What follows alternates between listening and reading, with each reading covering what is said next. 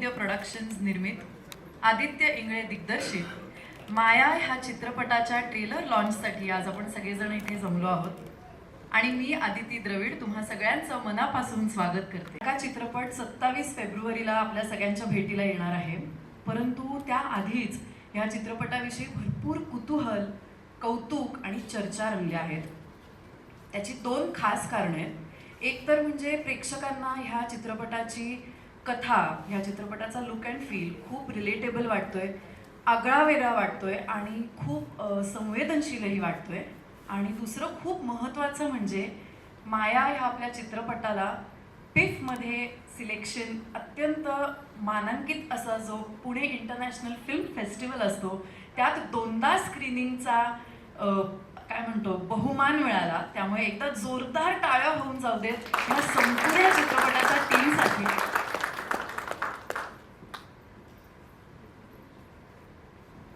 याचबरोबर सोहळ्याची सुरुवात करत असताना आपण पुन्हा एकदा या चित्रपटाचा टीझर इथे बघणार आहोत.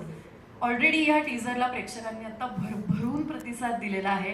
हा ऑलरेडी प्रेक्षकांच्या भेटीला आला आहे आणि त्यावर अजूनच कुतूहल वाढलेलं आहे प्रेक्षकांमध्ये. आणि 27 तारखेला लवकरच हा चित्रपटही आपल्या भेटीला येतो आहे. पडावी, सुफळ संपूर्ण व्हावी आणि त्यानंतर ती प्रेक्षकांपर्यंत पोहोचावी, ह्या तिन्ही गोष्टी फार महत्त्वाच्या असतात. आणि त्यातले 3 मेन घटक म्हणजे दिग्दर्शक, निर्माते आणि डिस्ट्रीब्युटर्स. त्यामुळे मला असं वाटतं की ह्या चित्रपटाचे प्रोड्युसर्स सुनील दातार, अलका दातार आणि नितीन वैद्य यांच्यासाठी जोरदार टाळ्या होऊन जाऊ देत. तसंच दिग्दर्शक आदित्य इंगळे आणि फिल्मचे डिस्ट्रीब्युटर्स पॅनोरमा स्टुडिओज आणि मुरली सर यांच्यासाठी सुद्धा जोरदार टाळ्या होऊन जाऊ देत. आणि मी मंचावर आमंत्रित करते की नितीन सर, आदित्य सर आणि Murali sir please join us on stage. चित्रपटाचे मुख्य घटक आज आपल्यासोबत इथे आहेत. मला तुमच्या तिघांशीही गप्पा मारायच्या आहेत, पण मला मुळात हे विचारायचं आहे सर की ही संकल्पना कशी सुचली आणि ती उभी करण्यामागचा अनुभव कसा होता? संकल्पना सुचते म्हणजे टक्कल जसं पडतं आपल्याला हळूहळू, ते पडल्यावरतीच कळतं टक्कल पडलं. तसंच असतं थोडंसं, कारण एक मुद्दा नसतो कुठला. आपल्याच जगण्यात आजूबाजूला घडणाऱ्या घटनांमधून काही काही गोष्टींचा तुमच्यावरती परिणाम होत असतो आणि त्याच्यातून कधीतरी कुठेतरी त्याचं कथाविष तयार होतं. तसंच याही चित्रपटाचं झालं. मुळात ही अशी आखीव रेखीव ठरवून की अशा पद्धतीने लिहिली की अशी फिल्म होते असं न करता खूप अनुभव निर्मिती करण्याच्या अंगाने लिहिलेली गोष्ट आहे. त्यामुळे ती लिहित गेलो, ती लिहिल्यावरती वाचन केलं, ते सगळ्यांना आवडली. आणि यातला मुख्य भाग असा होता की कलाकार जोपर्यंत ती पात्र जिवंत करत नाहीत तोपर्यंत त्या गोष्टीला, त्या पटकथेला, त्या सगळ्या पूर्ण त्या सर्कशीला एका अर्थाने दृश्यमान मिळत नाही, चांगलं काय म्हणून जिवंतपणा येत नाही. त्याच्यासाठी परफॉर्मन्स ओरिएंटेड फिल्म्ससाठी जे नेहमीच महत्त्वाचं असतं ते म्हणजे की चांगली भाषा बोलता येणारे सगळे अभिनेते. आणि नुसती भाषा येऊनही चालत नाही, तशी भाषा बऱ्याच चांगली असते, अभिनयही यावा लागतो. सो ते असलेली ही मंडळी सगळी मोठी असल्यामुळे मी खरंच नशीबवान आहे की हे सगळे हा सेट ऑफ पंच ॲक्टर्सचा आम्हाला मिळाला आणि मग पुढे फार छान. ह्याला जोडूनच मला प्रश्न तुम्हाला दोघांनाही विचारायचा आहे की जेव्हा एखादा दिग्दर्शक किंवा एखादा मेकर, क्रिएटर एखादी संकल्पना घेऊन त्या कन्व्हिक्शनने तुमच्यापाशी येतो, तर तुम्हाला ही गोष्ट करावीशी का वाटली? तुम्हाला ह्याच्यात काय पोटेन्शियल दिसलं? मला पण टक्कल दिसलं खरं तर. त्याच्यामुळे ते बघितल्यानंतर मला असं वाटलं की आपणही त्याचा एक गळालेला केस व्हावा आणि म्हणून मग मी त्याच्यात सहभागी झालो. पण खरं तर काय ना की आदित्य इतका सेन्सिटिव्ह आणि सेन्सिबल लेखक आहे, दिग्दर्शक आहे. त्याच्याबरोबरची माझी 4थी फिल्म आहे. सो मला मागच्या वेळेला पण मी हेच म्हटलं होतं की ती संधी मला सोडायची नसते. जेव्हा जेव्हा आदित्य सिनेमा दिग्दर्शक करणार असतो तेव्हा मी त्याच्याबरोबर बाय डिफॉल्ट असतो. आणि खूपच संवेदनशील गोष्ट आहे, कलाकारांची एवढी मोठी चांगली फौज आहे आणि ती संधी मला हवी होती म्हणून ॲक्च्युली खरे आभार सुनील दातार सरांचे मानले पाहिजे की त्यांनी खरं तर याला सुरुवात केली आणि मग मी त्यांच्याबरोबर जोडलो गेलो. कारण सुनील दातार आणि आदित्य यांनी दोघांनी मिळून या सिनेमाची सुरुवात केली होती आणि नंतर मग मी त्यांच्याबरोबर जोडलो गेलो. सो दातार सरांचे खरं तर खूप आभार मानले पाहिजे. एकदा जोरदार टाळ्या होऊन जाऊ देत दातार सरांसाठी. आणि सर, तुम्ही जर प्रेक्षकांपर्यंत ही फिल्म पोहोचवलीच नाही तर हे जे सगळे कष्ट कलाकार लोक घेतात ते मला असं वाटतं की वायफळ जातील. त्यामुळे तुमचा सुद्धा भाग फार फार महत्त्वाचा आहे. तुम्ही काय सांगाल? तो पिक्चर जब हम चूज़ करते हैं तो कंटेंट देखे बगैर नहीं चूज़ करते. तो हर बार एक फिल्म देखने के बाद भी come on board end decide कि कितना थिएटर्स में लगनी चाहिए, मार्केटिंग स्ट्रैटेजी में अगर कुछ इन्वॉल्वमेंट चाहिए तो कैसे करना है, वो सब तो एक हाइजीन प्रोसेस है. Yes. ठीक है. नितिन सर के साथ मेरी ये फिफ्थ फिल्म है. Oh, wow. और जैसे इन्होंने इंग्लिश के लिए बोला कि उनके साथ पिक्चर करने में उनको सिक्योरिटी लगती है या उनको लगता है कि उनके साथ इन्वॉल्व होना चाहिए, मेरा वही सेम बॉन्ड नितिन जी के साथ है. क्या बात. हम ना ही इनकी फिल्म डिस्ट्रीब्यूट करते हैं बट हम इनकी फिल्म सैटेलाइट डिजिटल पे एक्सप्लॉइट भी करते हैं और मार्केटिंग की भी पीछे सपोर्ट देते हैं. This is the same bond with Nitin ji shares ahead I share with Nitin ji. इसके लिए हम we are involve in this. So just one more question. If you have been associated with the same team for a long time, कुछ खास strategies है इस film के लिए कि जो कि धमाका कर देगी बॉक्स ऑफिस पे? ये फिल्म है ना प्योर कंटेंट पे ही चलेगी. मैंने देखी है पिक्चर.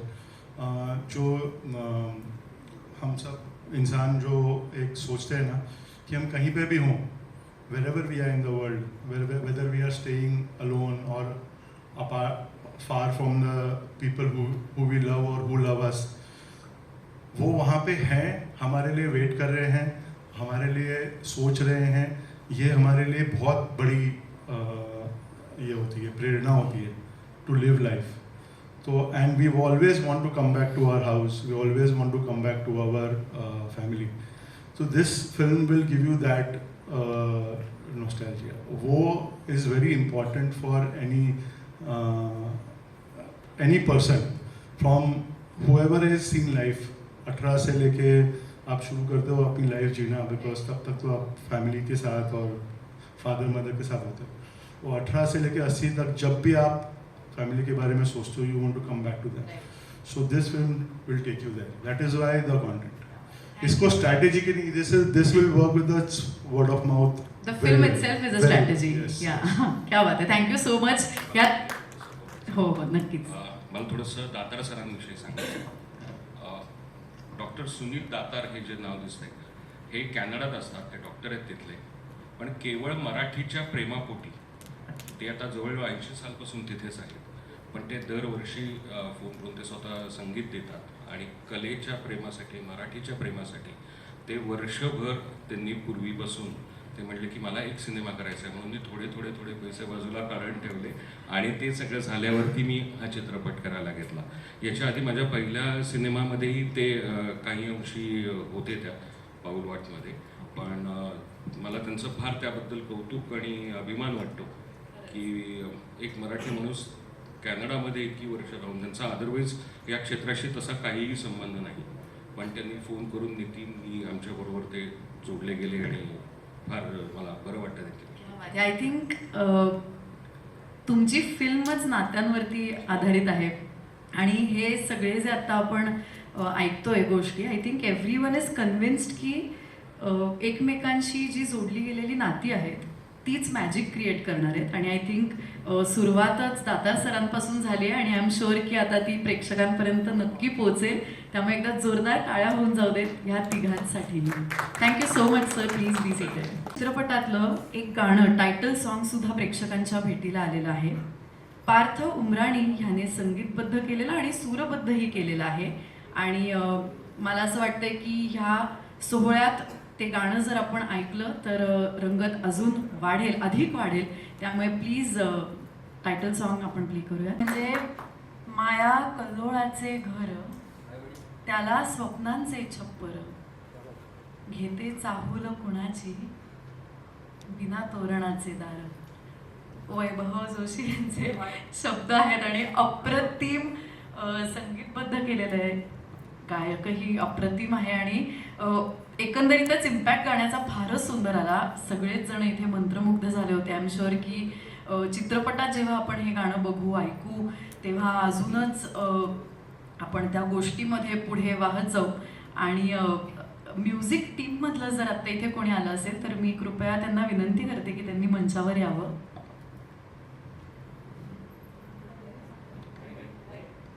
पण तरीही एकदा त्यांच्यासाठी जोरदार टाळ्या नक्कीच होऊ शकतात.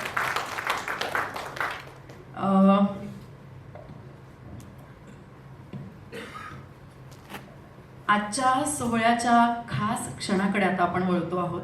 आज आपण ट्रेलर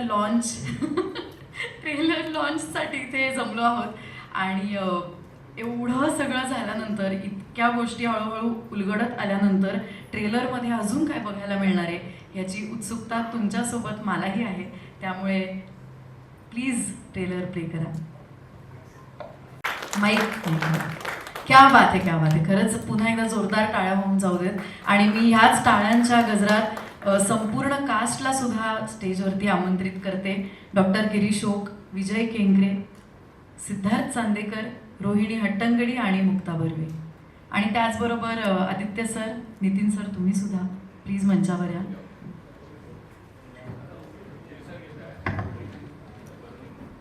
हरकत नाही.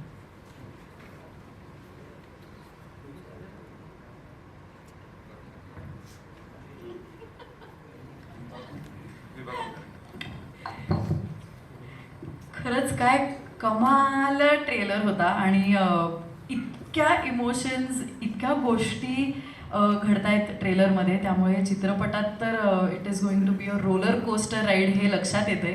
त्यामुळे आधी तर तुम्हा सगळ्यांचं खूप खूप अभिनंदन. इतका सुंदर चित्रपट तुम्ही आम्हा प्रेक्षकांच्या भेटीला लवकरच आणणार आहात.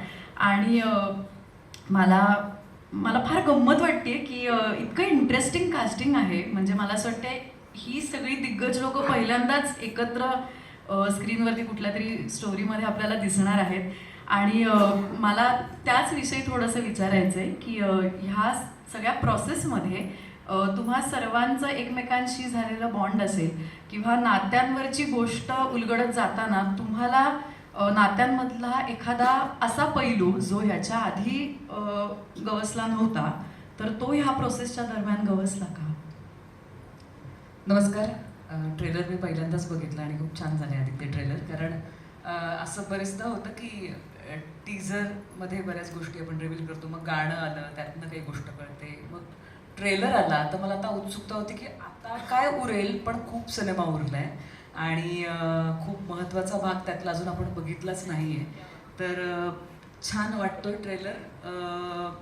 हा सिनेमा करताना जशी ही सिनेमातल्या पात्रांची नात्याची गोष्ट, तसं सेटवर पण अनेक जुनी आमची असोसिएशन्स एकमेकांची असलेली माणसं आम्ही सेटवर होतो. जरी आम्ही स्क्रीनवर सगळ्यांनी एकत्र काम केलं नसलं तरी सुद्धा अनेक वर्ष वेगवेगळ्या प्रोजेक्ट्समध्ये आम्ही एकत्र काम करणारी माणसं.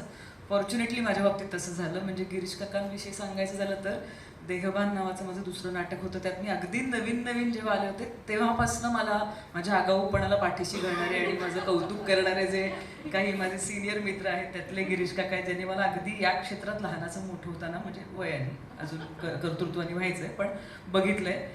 तसं सिद्धार्थविषयी सांगायचं तर सिद्धार्थची पहिली सिरियल अग्निहोत्र, त्यात आम्ही एकत्र होतो. रोहिणीताईंबरोबर मी कामच केलं. विजय सर माझे मास्तरच आहेत, आदित्य मित्र आहे. तर हे वेगवेगळ्या पातळ्यांवरची ही नाती सिनेमात वेगळ्या पद्धतीने उलगडत होती आणि त्याचा खूप उपयोग झाला. कारण ते एकमेकांना समजून घेणं, बांधून ठेवणं जे काही सिनेमात आहे त्याचं लेअरिंग करताना कदाचित या गोष्टींचा जास्त उपयोग झाला आणि चांगलं वाटलं. वेगळ्या अनवट पद्धतीने जाणारी गोष्ट आहे. कुठच्याही प्रकारे ज्यांनी सिनेमा बघितला त्यांनी मला हेच सांगितलं की मी शेवटपर्यंत मला कळत नव्हतं की कुठे कुठे जाते आहे गोष्ट आणि फारच चांगला अनुभव घेऊन बाहेर पडलो. तर मला वाटतं हे कथेचं आणि चित्रपटाचं यश आहे. चांगलं वाटतंय. बघूया आता प्रेक्षकांना काय वाटतंय. नक्की 100% आवडेल.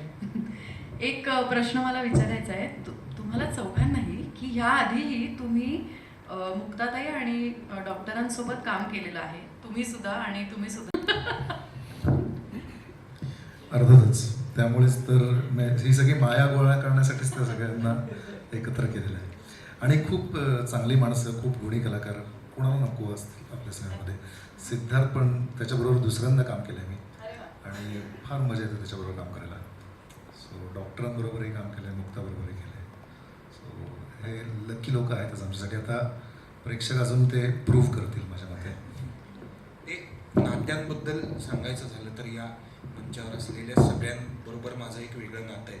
मी मुक्ताबरोबर माझ्या करिअरला सुरुवात केली आणि तिचा अभिनय पाहत म्हणजे ती बॅटिंग करतच होती आधीपासूनच, पण म्हणजे तिच्या अभिनयाला इन्फ्लुएन्स होत होत मी सुद्धा त्या पद्धतीनं नीट विचारपूर्वक काम करायला सुरुवात केली. सरांबरोबर मी पहिला सिनेमा, एक हिंदी सिनेमा होता जे मिलिंद उके दिग्दर्शक आहेत, त्यांच्याबरोबर आम्ही हमने जीना सीख लिया म्हणून एक सिनेमा केला होता.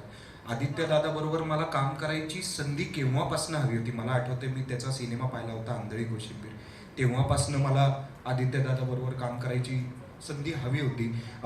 नितीन बद्दल सांगायचं झालं तर तो प्रोड्युसर आहे, पण तो सेटवर प्रोड्युसर म्हणून कधीच न वावरणारा माणूस आहे.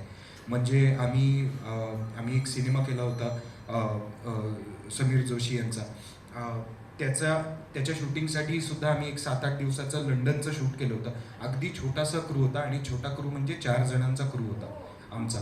आणि त्यात नितीन स्वतः प्रोड्युसर असून तो कॉस्ट्युम्सनं इस्त्री करणार, मग सगळं कॉफी कोणाला हवी आहे.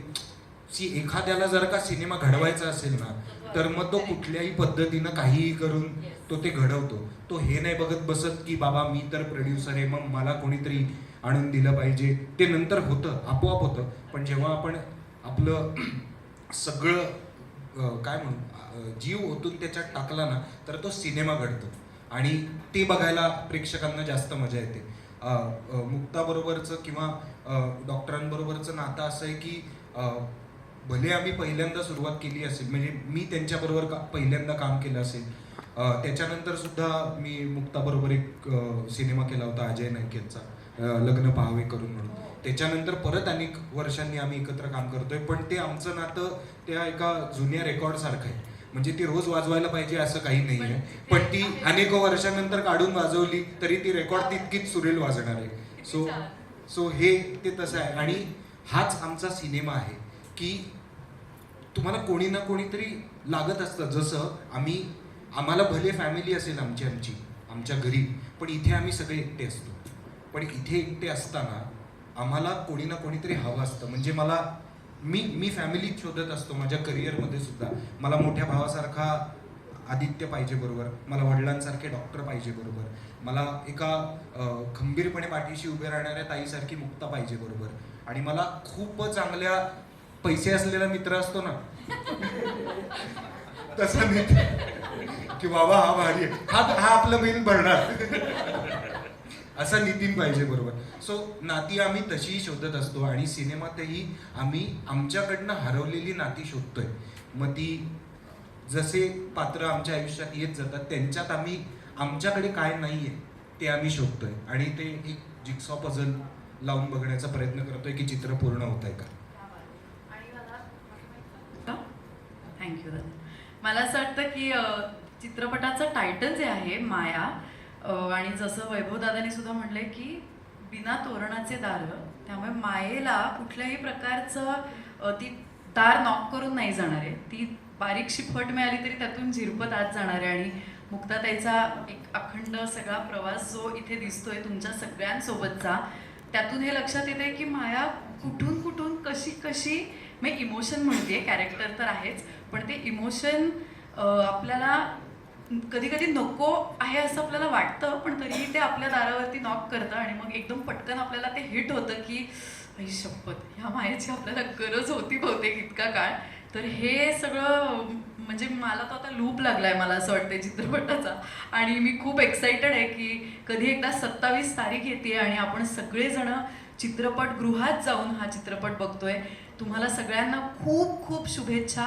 आणि मला नक्कीच डॉक्टरांकडनं सुद्धा ह्या चित्रपटाविषयी संपूर्ण प्रोसेस, कारण खूप अवघड पात्र आहे हे आम्हाला सगळ्यांना दिसतंय की वेदना होतीये आणि तरी त्यातूनही बाहेर येऊन तुम्ही सुद्धा कोणाला तरी काहीतरी समजवलंय की प्लीज पुन्हा एकदा चान्स दे. तर ह्या मागची प्रोसेस काय होती सर?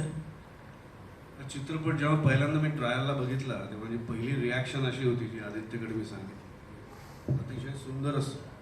अतिशय सुंदर असं एक काहीतरी कोरीव काम केलेलं किंवा अतिशय चांगली कला वापरलेलं असं एक खूप मोठं काहीतरी आहे.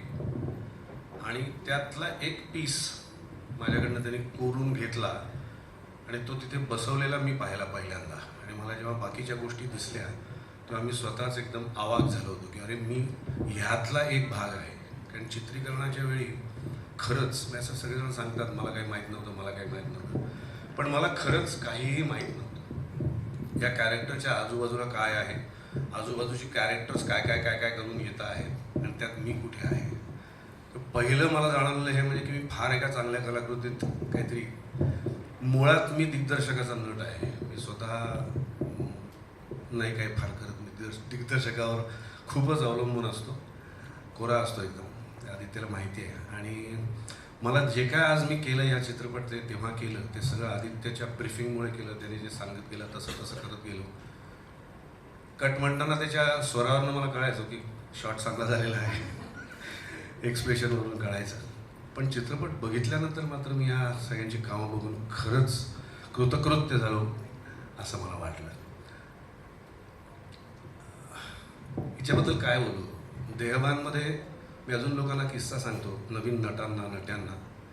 देहबान नावाचं नाटक होतं, याच्यात तिच्या एंट्रीज आणि काम खूप कमी होतं आणि ही आज जायची, नेक्स्ट चेंज करायची आणि पहिल्या विंगेत येऊन असं एक लहानपणी तुम्ही खेळणं पाहिलं असेल, टप्पू नावाचं खेळणं असतं, असं बसलेलं असतं, तशी ही पूर्ण वेळ पहिल्या विंगेत बसलेली असायची. ते बाळाचे पाय पाळण्यात काय दिसतात म्हणतात तसं हिचे पाय मी तेव्हा विंगेत पाहिले होते. आणि मी तेव्हा म्हटलं होतं ही मुलगी काहीतरी करणार पुढे आणि तसंच तिने करून दाखवलं. ते तिचं दुसरं नाटक होतं आणि त्यानंतर मी तिची प्रगती स्वतः बघतोय. मला खूप बरं वाटलंय काम बघताना. याने माझ्या मुलाचा रोल केला होता, त्याची सिन्सिअरिटी मी बघत होतो. तो किती साधा आहे अदरवाईज आणि किती छान काम करतो हे मला माहिती होतं. त्याचप्रमाणे त्यांनी चित्रपटातही काम केलं. इथेही तो माझा मुलगा होता. तेव्हा बाप मुलाचा एक प्रसंग तुम्ही चित्रपटात बघाल, तो बघताना मी करून सुद्धा मला त्या क्षणी राहवलं नाही इतकं मी हे झालो होतो. आदित्यने खूप छान सीन समजावून सांगितले मला. एक तर मुळात ही फिल्म खूप छान लिहिलेली होती. तो म्हणाला तसं की नुसती भाषा येऊन चालत नाही, ती नीट अभिनय करून बोलावी लागते. तर सगळा चान्स त्याच्यामुळे आम्हाला मिळाला की ते नुसतं बोलणं नाही आहे, त्याच्या मागचं जे काय आहे सगळं ते करता आलं. मला एकदा ही फिल्म पाहून असं वाटतंय की परिस्थितीजन्य निराशा, नैराश्य म्हणूया आपण, निगेटिव्हिटी म्हणूया, नकारात्मक म्हणूया किंवा जे काय असेल ते जे मायनस झालेलं असतं, अशी ही पात्र सगळी पुढे त्यातनं सगळ्यातनं आशा मिळते त्यांना. आणि ती आशा म्हणजेच माया आहे. आणि हे प्रत्येक कॅरेक्टर मला जाणवलं आणि तो इतका सुंदर मेसेज आहे या फिल्ममधून की ते ज्याला ज्याला रिलेट होईल, ज्या वयाच्या त्या परिस्थितीतून गेलेल्या माणसाला, त्याला डेफिनेटली यातनं पॉझिटिव्ह एनर्जी मिळणार आणि त्याला एक दिशा जगण्याची मिळणार याची मला पूर्ण खात्री वाटते. तर त्या दृष्टीने हा चित्रपट मला म्हणजे नुसताच ज्याला आपण म्हणतो की पिफमध्ये सिलेक्ट झाला किंवा स्पर्धेत आलापेक्षाही मला ही फिल्म सामान्य माणसांसाठी जास्त महत्त्वाची वाटते. आणि त्यामुळेच ती कमर्शियल किंवा आपण म्हणतो की सगळ्या फिल्मसारखी आहे अशी वाटते. आणि तो डेफिनेटली से किंवा मेसेज या चित्रपटातून मिळेल. आणि त्यातला एक भाग मी होतो. नितीन वैद्यांमुळे मी इथे या चित्रपटात आलो. आणि तसं सिद्धार्थ म्हणाल तसंच की ते निर्माते कधीच नसतात.